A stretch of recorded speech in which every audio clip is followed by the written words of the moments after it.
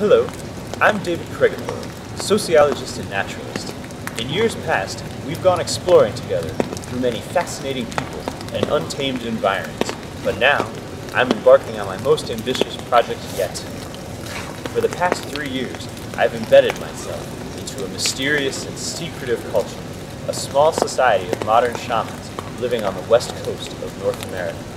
I posed as one of their own, adopting their habits and customs, gaining their trust and earning my place among them. To them, I am one of their own trainees. And now, I am excited to share with you, for the first time ever, an in-depth exploration of the secret life of the emergency medicine resident.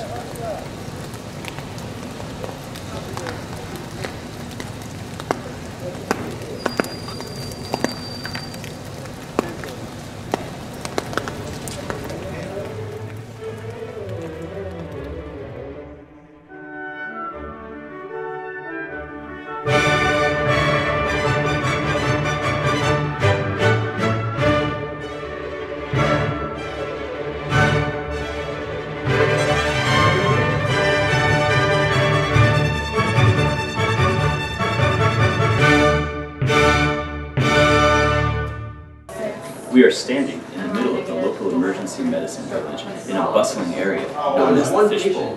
Here, I will need to adopt their traditional garb and their language to ensure that I am accepted.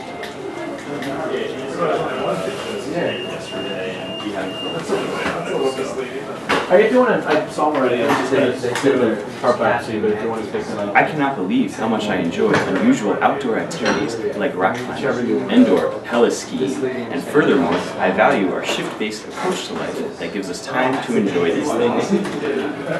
Emergency medicine, baby! Whoa, where am I back to work today? I think it's working. Whichever you want, dude. I mean, Now, these emergency medicine shamans live in what anthropologists term an academic tribe.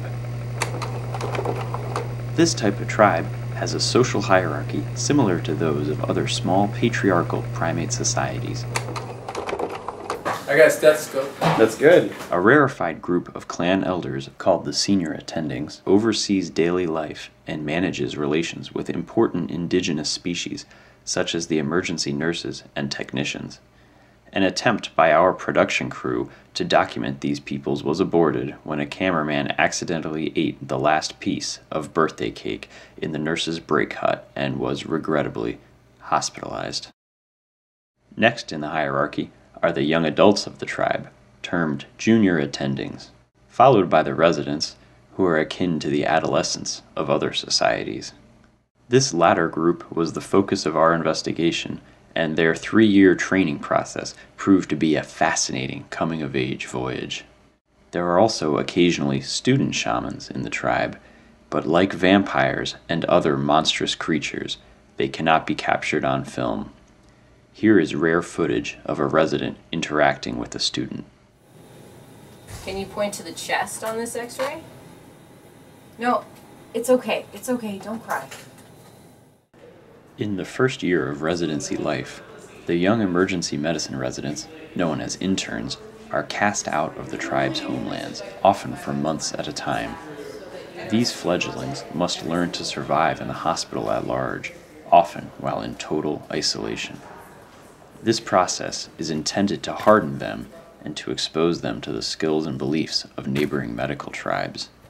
During their temporary lives with these inpatient shamans, the emergency medicine neophytes learn to participate in and endure sometimes day-long ritualized spiritual treks known as rounds. These invariably perambulatory journeys hone the ability of a young shaman's mind to sense his or her lower back and its unyielding pain. This is believed to be critical to the shaman's development. Here we have come across a female emergency medicine intern in a period after rounds.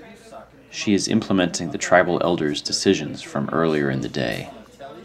Let's watch as she performs a critical but unglamorous ritual known as replacing potassium. There. Splendid.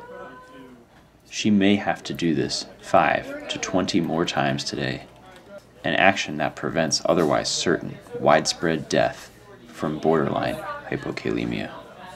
If she were not here, this vital task would have to be done automatically by a computer.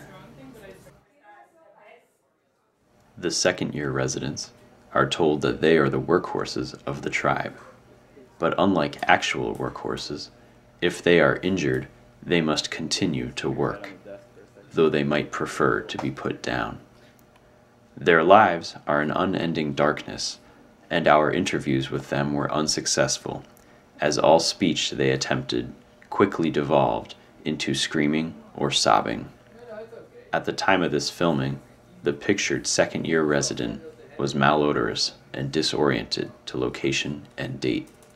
He became hostile shortly after this footage was shot, but ultimately retreated into quiet despair before our team was endangered.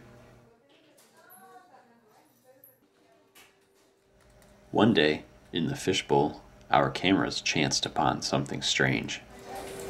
Alright, I'll go see the badge bleeder in room 7. No one's signed up for that one yet. Now, this resident, Kristen, is not only a senior resident, but also a chief resident of the tribe, and as such, she has not had to see a vaginal bleeder by herself in quite some time.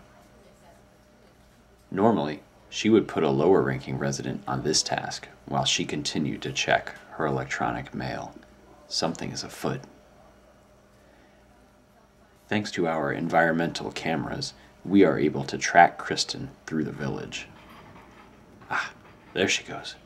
But this is not room 7 at all. And and I think, yes, I think this is really happening.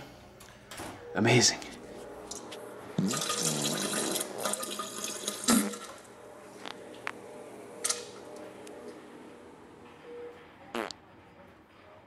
This is the first time that this has ever been captured on film. The defecation habits of the female senior resident, a practice only theorized to exist until now. Truly amazing. We are now outside the private hut of senior emergency medicine resident Eric, where he lives with his wife Erin. One of the most fascinating aspects of emergency medicine residency is the development, or lack thereof, of residents outside of their newfound tribal homes. While Eric may love emergency medicine and its attendant unusual outdoor sports, Erin often has a different perspective. Let's join them inside for a look at their home life. Now, Erin, you and I can talk about Eric as if he weren't even here, because outside of the hospital, he's pretty much dead on the inside. Is that right? That's right. These days, in order to get any kind of reaction out of him, you either have to mention medicine or something like camping or skiing or mountain biking. Oh, babe, let's go mountain biking this weekend. I will literally murder you. Ooh, penetrating trauma. I love it. And it keeps getting worse. He's like a more boring and more emotionless Furby. So check this out. Hey, Eric, tell me anything about art or literature or the world around you, literally anything. Hey Eric, what did it feel like to fall in love for the first time? Or what do flowers smell like after the rain? Or, you know, those white fluffy things that are up in the airway. Airway, that's mine. That's mine, Calvin, sit down. Fascinating. Shut up, get out of my house. We're done here. Remarkable. No, I don't think so. Thank you for joining me on this illuminating journey into a fascinating people's culture. I hope you have enjoyed the secret life of the emergency medicine resident. Please join me soon for my next production, The Secret Life of the Surgery Resident.